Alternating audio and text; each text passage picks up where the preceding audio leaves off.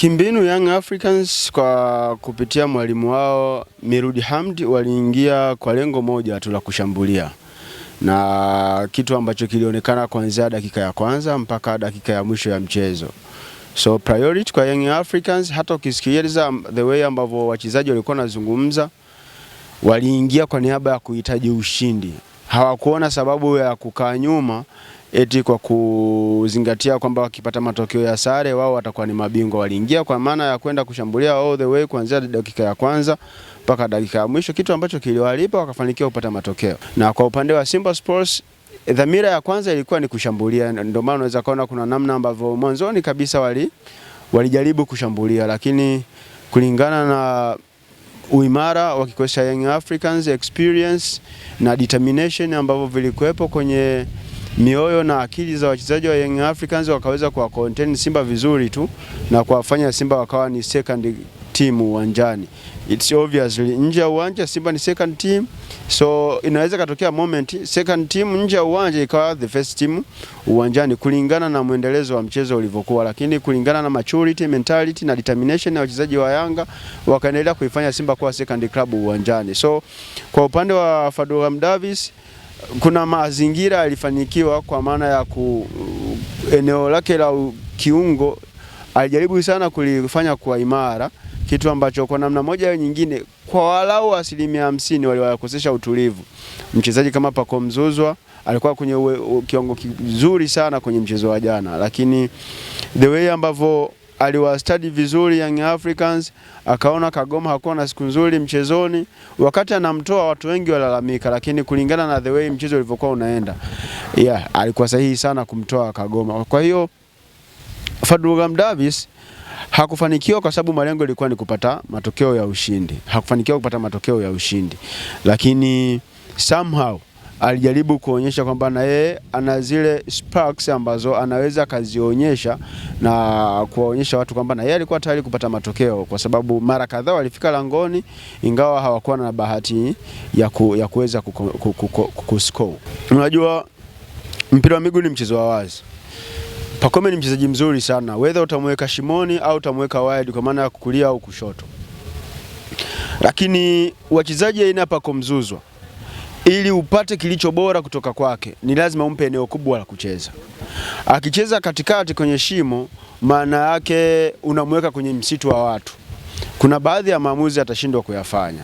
Lakini angalia the way ambavyo alivyokuwa anatokea mkono wa kushoto, kwenye flank ya kushoto kulia mwa Simba, alikuwa bora zaidi. So ni baada ya kufanya uchunguzi wakabaini Simba wako imara eneo gani. To be honest, katikati anapokuepo Kagoma, Hamza, Shemalon au Karabu, kuna some sort of difficultness ambayo inakuepo pale katikati mwa uwanja, lakini alivyompeleka kulia Kapombe alikuwa isolated nyakati nyingine. So kuna wakati ilimlazimu Kapombe afanye kazi ya kuwa anamfuata Pacome Zouzoua katikati ya uwanja, na alichokuwa anakifanya Pacome ni ili kuendelea kutengeneza nafasi pembeni mwa uwanja, kwa sababu anaamini kwenye speed yake, anaamini kwenye endurance alionayo na ile toughness aliyokuwa nayo. So alikuwa anamsogeza Kapombe katikati ya uwanja ili apate eneo kubwa la kumkimbiza Shomari Kapombe, kitu ambacho alifanikiwa.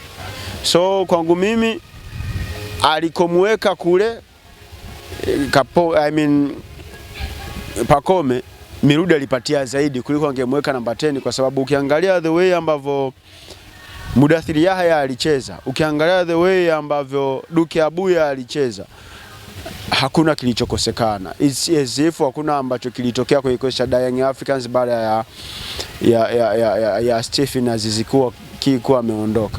Wakati mwingine unalazimika kuweka silaha yako ya akiba karibu zaidi ili iweze kukusaidia. Wote tulitaraji kwamba kulingana na kwamba Prince Dube alikuwa injured, tulitaraji angeweza kuanzia bench, lakini kwa sababu Mirudi anafahamu zaidi kuliko sisi, akaamua kumwanzisha Prince Pumelelo Dube, kitu ambacho kiliwa surprise walio wengi. Inawezekana ilikuwa ni fake injury, lakini kwenye mchezo wa Dodoma Jiji na Young Africans hakucheza kabisa, kitu ambacho kiliwafanya watu waamini kwamba hastahili kuwa sehemu ya nini ya kikosi. Lakini Midude alichokifanya ni kwenda kuwafanya mabeki wa Simba kwanza wachoke. Then anapokuja fresh Mzize, kulingana na pace yake alionayo, toughness alionayo, ni lazima itawapa wakati mgumu Simba Sports, kitu ambacho kilichotokea. So Mzize aliwekwa benchi kimkakati na akaja kuingia kwenye nyakati ambao wachezaji wa Simba wale wanaotengeneza safu ya ulinzi wameshakuwa exhausted, kwa sababu tayari wameshachoshwa na Pacome, wameshachoshwa na Nzengeli, wamechoshwa na Mudathiri Yahya. Then anakuja kuingia mtu kama Mzize, unaenda kuua kila kitu. Na unaweza ukaona baada ya kuingia kwake beki ya Simba ilikuwa shagala bagala, yani haikuwa tena na ule muunganiko. Walikuwa wanafanya kile ambacho kinachowezekana kufanyika kwa upande wao na hawakuwa disturbed kwa namna yoyote ile.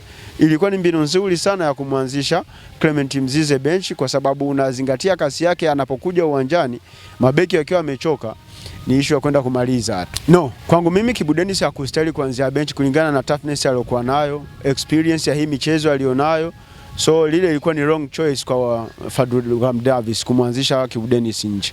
Wajua, tunaweza tukaamua kumlaumu Steven Dese Mukwala, lakini Simba Sports Club as a team, they are so average team. Yani sio timu ambayo inaweza ikaenda toe to toe na Young Africans. Kwa hiyo tukianza ku-highlight mchezaji mmoja mmoja, tutakuwa tunawakosea heshima Young Africans, tutakuwa tunawaonea wachezaji wa Simba. In terms of team, Yanga ni timu bora sana ukilinganisha na Simba. Yani hakuna namna ambavyo unaweza ukaweka sehemu then ukatoka kwamba Yanga ni dhaifu hili eneo ukilinganisha na Simba. Halipo hilo eneo. Kwa mchezaji mmoja mmoja ndio unaweza kusema Simba wana mpanzu ambaye anaweza kaenda ka make it in the first squad kwa upande wa Young Africans. To some extent mchezaji kama huyo dogo Hamza anaweza ka make it kwenye nafasi ndani kikosi cha Young Africans. Shomari Kapombe, Mohamed Hussein wanaweza ka make the first choice kwenye first 11 ya Young Africans. The rest hawezi kupata nafasi kwenye kikosi cha Young Africans. So kuwalinganisha wachezaji wa Simba kama team na Yanga kuanza kumhighlight mchezaji mmoja mmoja ni kuwakosea heshima Young Africans, ni kuwaonea wachezaji wa Simba. Marefari wa mchezo wa jana, kuna kitu wamewapa somo marefari wa Tanzania? Somo kubwa sana. Cha kwanza ni mentality. Yani jamaa alikuwa anachezesha kana kwamba ni mimi nacheza na wanangu nyumbani. Confidence ya juu sana, accuracy kwenye kila eneo, speed, yani jamaa wana speed kweli. Yani jamaa yuko fiti. Yani kila mahali ambapo mpira upo na yeye yupo, tukiwa analiona, you can't lie on him, kwa sababu yeye anaona kile ambacho anataka kumuongopea. Angalia alichokifanya kwa Pacome Zouzoua, ile ilikuwa ni alert. Kuna ndugu zangu nilikuwa nimekaa nao kibanda umiza tunaangalia mpira, nikamwambia alichokifanya huyu mwamuzi, amemwambia Pacome Zouzoua kwamba kwenye ligi ya Misri 90% ni watu wenye akili na uwezo kama wako. Kwa hiyo hauna cha kuniongopea. That's why aliamua kufanya yale maamuzi. Speaking of penalty, unaweza ukasema Pacome alikuwa ashapoteza ule mpira, lakini ni kweli alifanywa foul. In real sense mpira alikuwa ashapoteza kwa sababu alikuwa ameshaupiga. Baada ya kuwa disturbed na beki alikuwa anamfuata, lakini baada ya pin camera kupunguza lango. Lakini in real sense alienda kumcheza Pacome Zouzoua ambaye in one way or another yeye alikuwa bado ana nafasi ya kuendelea